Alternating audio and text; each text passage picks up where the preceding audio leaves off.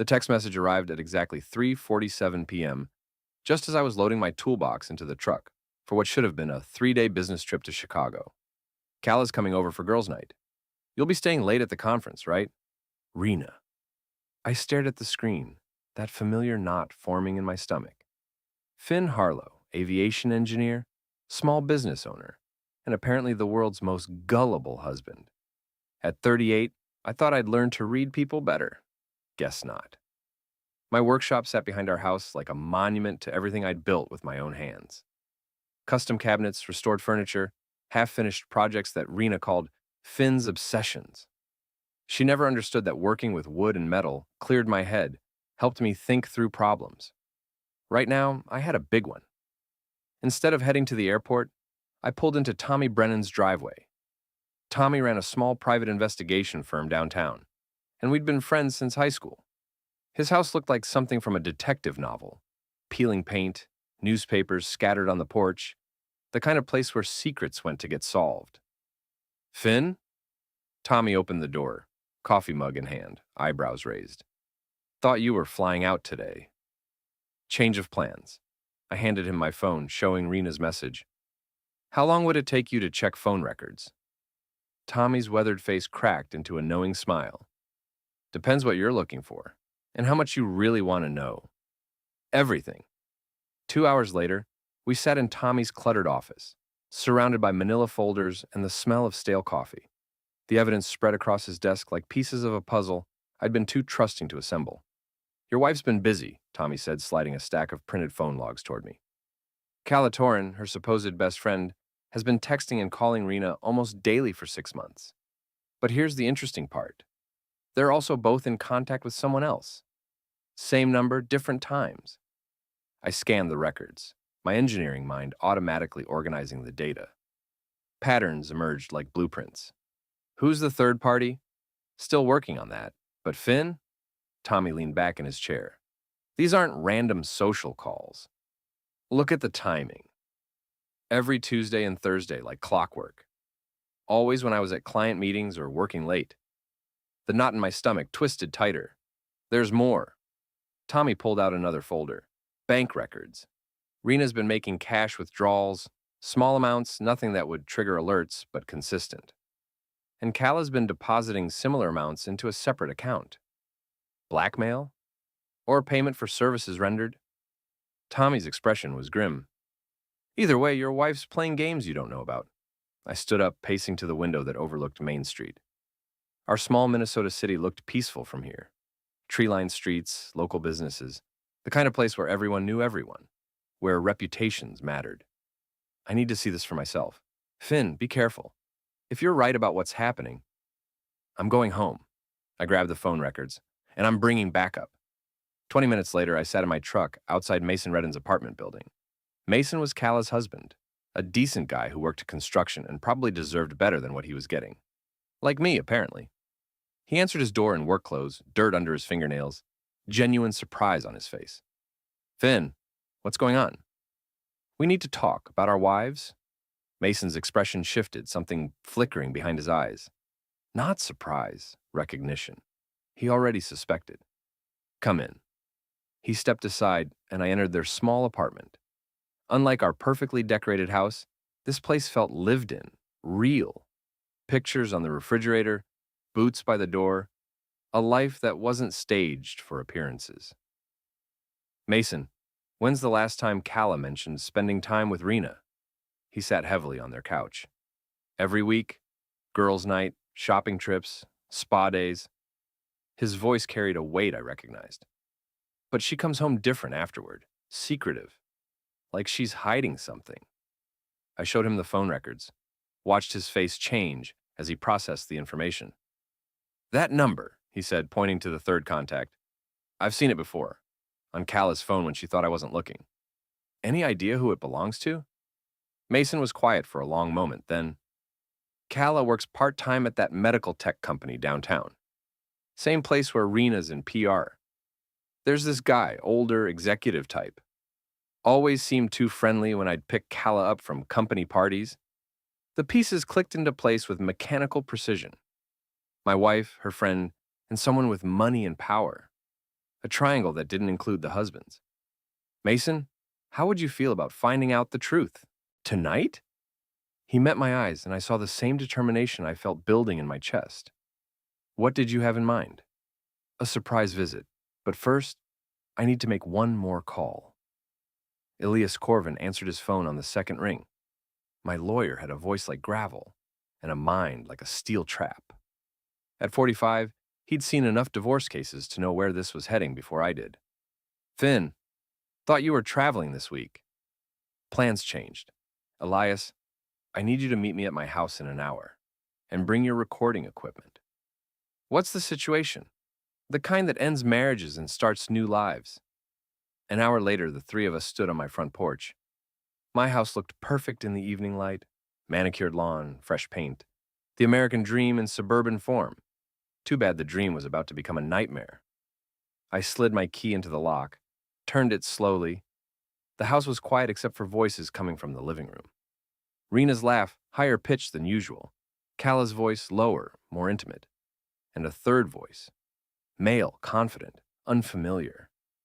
Elias held up his small recording device, nodded.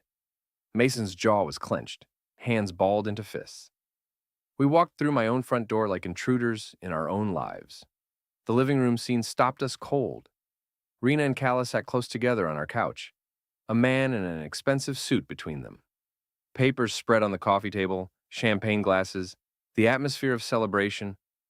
They looked up as we entered, and I watched three faces cycle through surprise, panic, and calculation in the span of seconds. Finn! Rena jumped up, her voice artificially bright. You're supposed to be in Chicago. Apparently, I'm supposed to be a lot of things. I looked at the man in the suit, silver hair, manicured hands, the kind of confidence that came from never being challenged. And you are? Richard Ashford, he said, standing but not offering his hand. I work with your wife. Work with her how exactly? Mason stepped forward, his construction worker's build suddenly seeming more intimidating in our suburban living room. Kala had gone pale, clutching a champagne glass like a lifeline. Mason, what are you doing here? Learning about my wife's hobbies. Mason's voice was steady, but I could hear the hurt underneath. Turns out she's been busier than I thought. Richard cleared his throat. Perhaps we should discuss this privately. Oh, we're going to discuss it, I interrupted. All of it. Starting with why my wife is having champagne celebrations with her boss while I'm supposed to be out of town. Rena's mask slipped for just a moment, and I saw something I'd never seen before. Calculation. Cold, careful planning. Finn, you're being paranoid.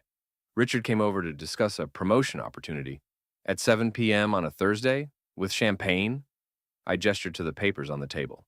What kind of promotion requires this much paperwork?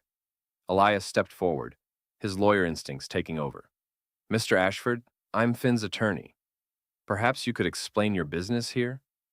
The room went silent except for the tick of our grandfather clock. 4 men, 2 women, and enough tension to power the entire neighborhood. Richard straightened his tie, a gesture that screamed guilt to anyone paying attention. This is a private matter. Not anymore.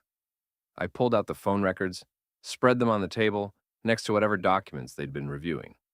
6 months of calls, texts, and cash transactions. 3 people, 2 marriages, and one very interesting pattern.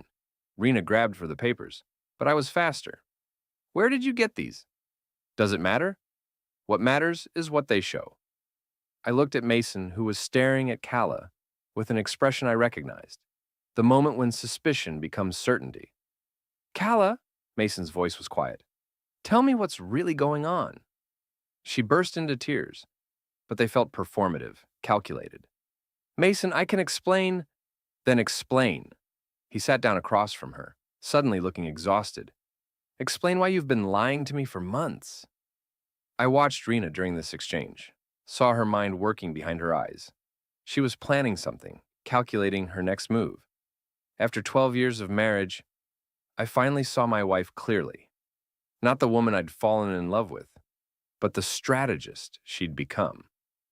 Finn, she said, her voice taking on that reasonable tone she used when she wanted something. You're misunderstanding the situation. Richard and I work together, and Cal has been helping with some projects. What kind of projects require secret meetings and cash payments? Richard stood up, reaching for his jacket. I think I should leave.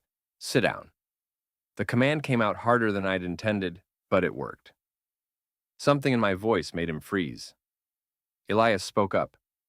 Mr. Ashford, as an attorney, I should inform you that leaving now might be seen as an admission of guilt. If there are business improprieties involved, there are no improprieties. Rena's composure cracked. This is harassment. This is my house. I looked around the room, at the furniture I'd helped choose, the pictures of our life together, the carefully constructed facade of our marriage. And these are my questions. So let's start with an easy one. Richard, how long have you been sleeping with my wife?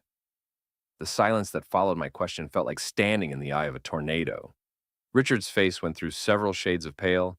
Rena's mouth opened and closed like a fish gasping for air. And Callah's tears suddenly seemed a lot more genuine. Mason broke the silence first. Jesus Christ, Callah. Is that what this is about? It's not what you think, she started, but Mason held up his hand. Then tell me what to think. Because right now, I'm thinking my wife has been helping my friend's wife cheat on him for money. I had to admire Mason's directness. Construction work apparently taught you to cut through the nonsense and get to the foundation of things. Richard finally found his voice. This is ridiculous.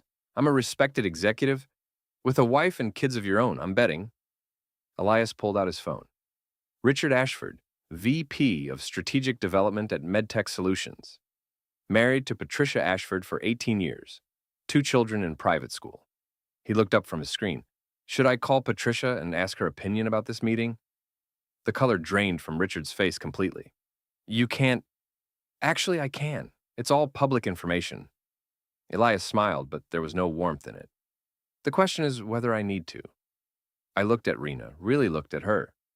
The woman I'd married had been spontaneous, laughing, full of dreams about our future together.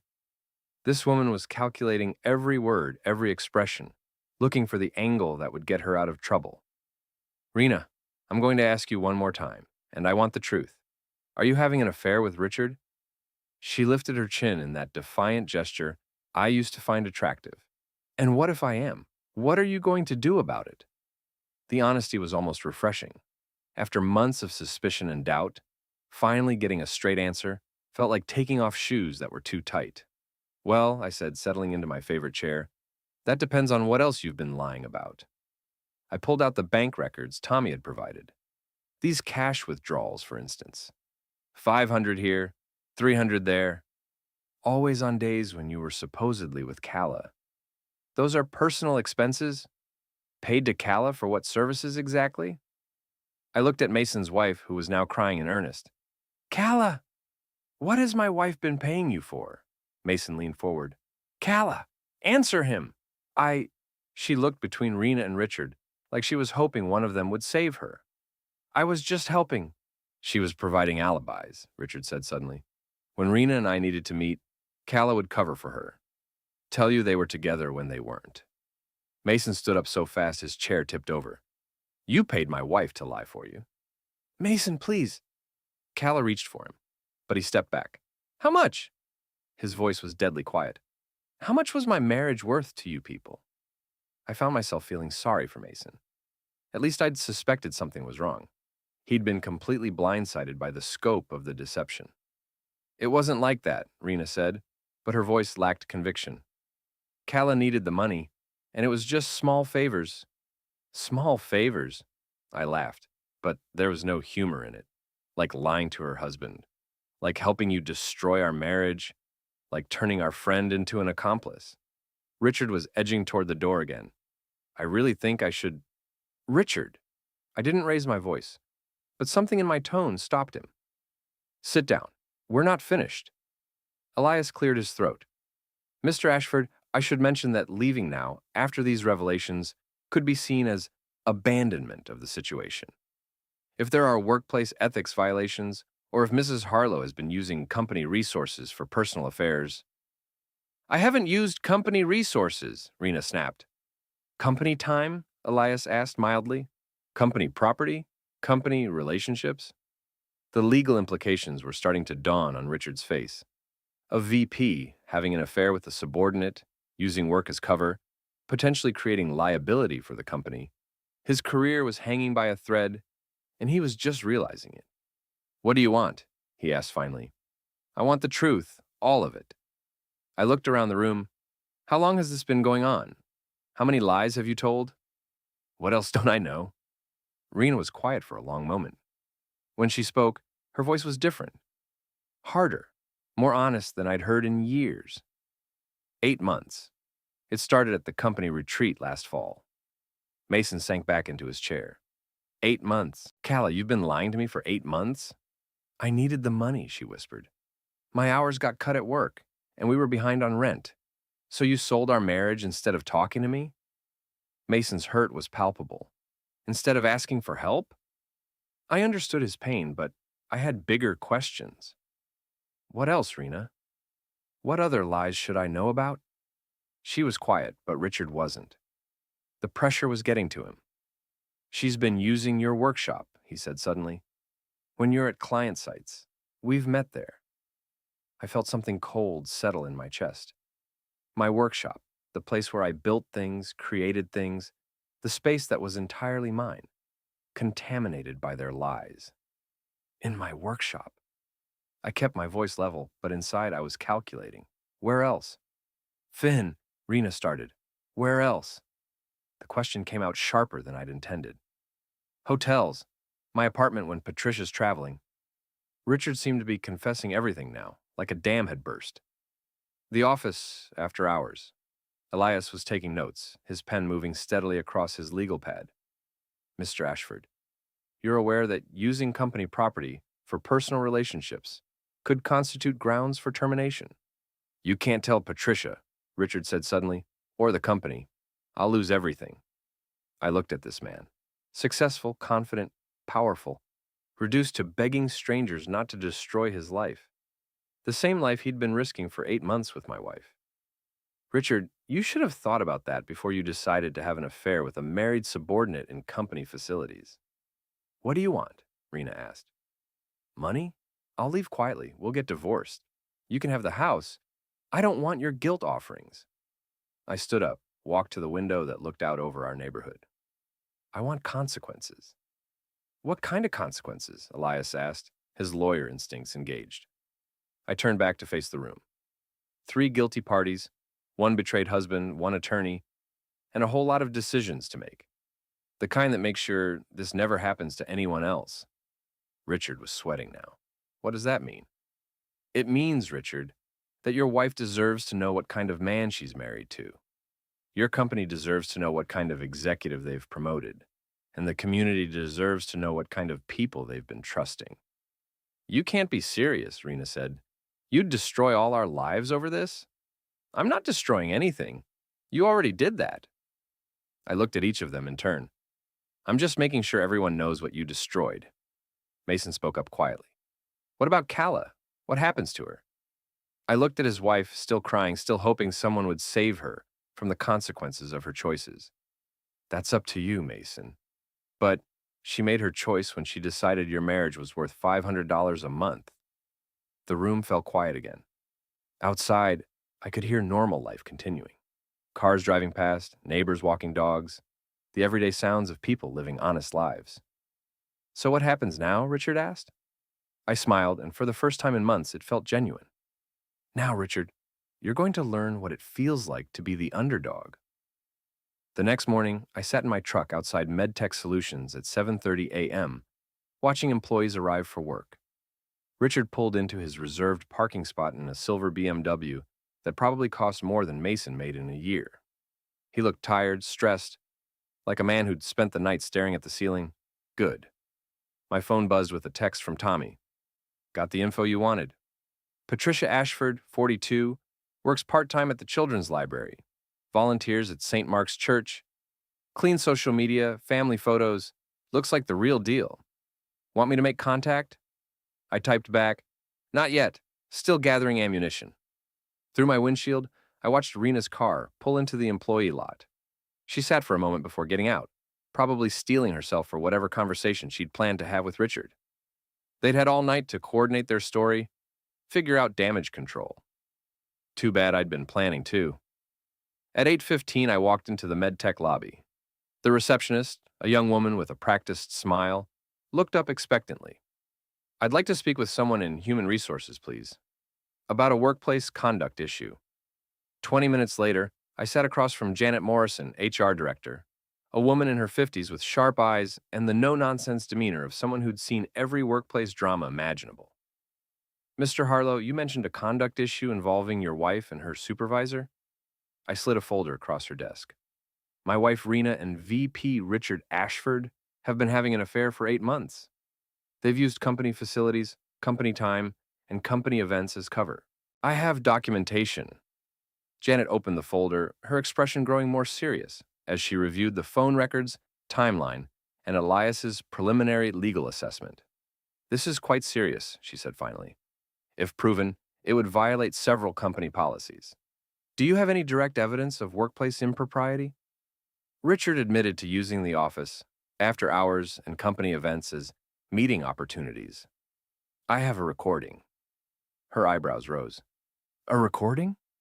I pulled out my phone, played the relevant section from last night's confrontation. Richard's voice came through clearly. Hotels. My apartment when Patricia's traveling. The office after hours. Janet listened twice, taking notes. Mr. Harlow, I need to ask, what outcome are you seeking here? I want accountability. My wife made her choices, and I'll handle that through divorce proceedings. But Richard abused his position of authority, violated company policy, and put MedTech at legal risk. That's your problem to solve. She nodded slowly. We'll need to conduct a full investigation. That means interviewing both parties, reviewing security footage, examining computer access logs. It could take several weeks. I understand, but Janet... I leaned forward. Richard knows I was here yesterday. He's had time to cover his tracks, coordinate stories, maybe even coach other employees. If you're going to investigate, I'd suggest moving quickly. What makes you think he'd try to cover things up? I smiled grimly. Because that's what guilty people do. And Richard Ashford has a lot to be guilty about. An hour later, I was back in my truck when my phone rang. Rena's name on the caller ID. Finn, what did you do? Good morning to you too, darling wife. Richard just got called into an emergency HR meeting. They're asking about our working relationship. Imagine that. It's almost like actions have consequences. You bastard. You're trying to destroy his career. I'm not trying to do anything. I'm succeeding. I started the truck, pulled out of the parking lot. Richard destroyed his own career when he decided to have an affair with a subordinate. I'm just making sure the right people know about it. This won't just hurt him, it'll hurt me too. I could lose my job. Yes, you could. Amazing how that works. There was a long pause. When Rena spoke again, her voice was different, calculating, threatening. Finn, if you don't back off, I'll make sure you regret it. I know things about your business, your clients. I could make your life very difficult. Rena, let me explain something to you.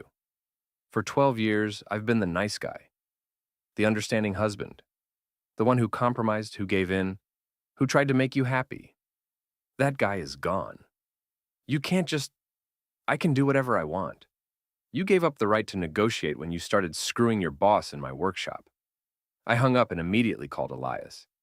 She just threatened me, I said when he answered. Professional retaliation, sabotaging my business relationships. Good. I was hoping she'd do something stupid. I could hear him typing. That gives us grounds for a restraining order if needed. Plus, it shows intent to cause financial harm. How's the HR situation developing? In progress. What's our next move? Depends how far you want to take this. We could pursue a civil suit against Richard for alienation of affection, interference with marriage. Minnesota allows it under certain circumstances. What would that accomplish? Financial damages, public record of the affair, professional consequences. Plus, it would require discovery. We'd get access to company emails, phone records, hotel receipts, everything. I thought about Richard's panicked face last night, his desperate plea not to tell his wife. Do it. Finn, are you sure? This will get messy. Public. There's no going back once we file. Elias, they spent 8 months making a fool of me, lying to my face, using my property, corrupting my friends. I'm not interested in going back. All right, I'll start drafting the paperwork. What about Mason? Is he interested in pursuing anything against Kala? I don't know, he's processing. But Elias? Make sure our case includes Kala's role as paid accomplice. I want all of it on the record. After ending the call, I drove to Mason's apartment. I found him sitting on his front steps, still in yesterday's clothes, looking like he hadn't slept. Rough night? I asked, settling beside him. She's gone. Packed a bag, went to stay with her sister. He rubbed his face with both hands. 26 years old, and I feel like my life is over. It's not over. It's just different now. How are you handling this so well? Your wife cheated on you for 8 months, and you seem almost relieved. I considered the question. Because now I know. For months, I felt like I was going crazy, sensing something was wrong but having no proof. The uncertainty was worse than the truth. What happens now? Now we make sure they face consequences for what they did. I told him about the HR complaint, the potential civil suit. Mason, I need to ask, do you want to pursue legal action against Kala? She took money to help destroy our marriages.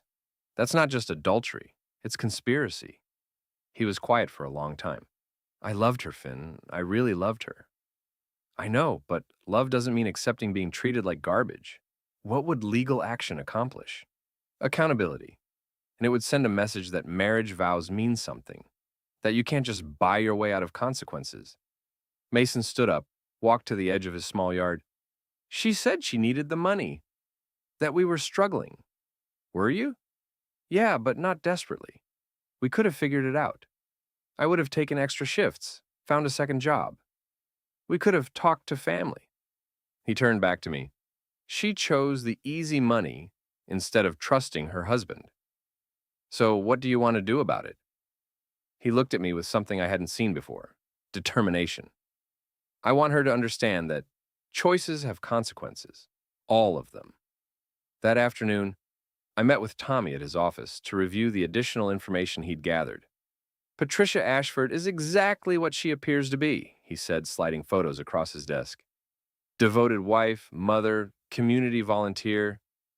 She has no idea what her husband's been doing.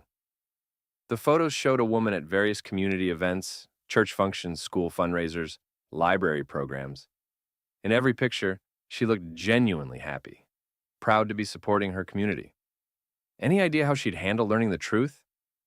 Based on what I've observed, she'd be devastated but strong, the type who'd demand accountability. Tommy leaned back in his chair. Finn, are you sure you want to destroy this woman's life to get revenge on her husband? It was a fair question. Patricia Ashford was an innocent victim in this mess, just like Mason and me, but she was also married to a man who was actively deceiving her, putting her at risk for public humiliation and potential legal liability.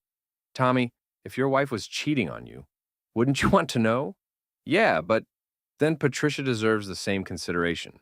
She deserves to make informed decisions about her marriage, her future, her health. Richard took that choice away from her. Tommy nodded slowly. When do you want me to make contact? Soon. But first, I want to see how Richard handles the pressure at work. If he comes clean voluntarily, tells his wife himself, maybe we can avoid the nuclear option.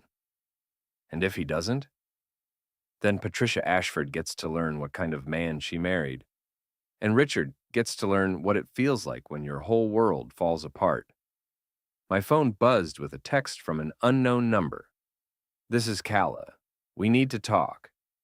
Can you meet me at Riverside Park at 6 p.m.? Please, it's important. I showed the message to Tommy. What do you think? I think Kala's panicking and looking for a way out. Could be useful. Or it could be a setup. Maybe Rena put her up to it. Only one way to find out. But Finn, be careful. Desperate people do stupid things. At 5:45 p.m., I parked near Riverside Park's main pavilion. The park was nearly empty. A few joggers, an elderly couple feeding ducks, normal evening activity. I spotted Kala sitting alone at a picnic table near the water, looking small and miserable. I approached cautiously, every sense alert for signs of ambush or deception. Calla. She looked up, and I saw that she'd been crying. Her eyes were red, her makeup smeared, her usual put-together appearance completely undone. Finn, thank you for coming. I wasn't sure you would. What do you want? I want to apologize, and I want to tell you the truth, all of it. I sat across from her, maintaining distance, keeping my expression neutral. I'm listening. It started 6 months ago, not 8. Rena lied about that too. Calla's voice was shaky but determined. She approached me after my hours got cut at the store, said she needed help with a situation and was willing to pay. What kind of situation? She said you were getting suspicious, asking questions about her schedule. She needed someone to provide alibis, cover stories. At first, it seemed harmless. Just tell you we went shopping when we didn't, that sort of thing. But it escalated. Richard got paranoid, started wanting more elaborate covers, company parties where I'd have to lie about where Rena was, fake girls' weekends, even using Mason as an unwitting alibi by having him drop me off at places where I'd meet Rena and then lie about what we did. The scope of the deception was staggering. They'd turned Mason into an accomplice without him knowing it, used his trust and love for his wife as a weapon against both our marriages. How much did they pay you? $500 a month at first, then more when the lies got bigger, by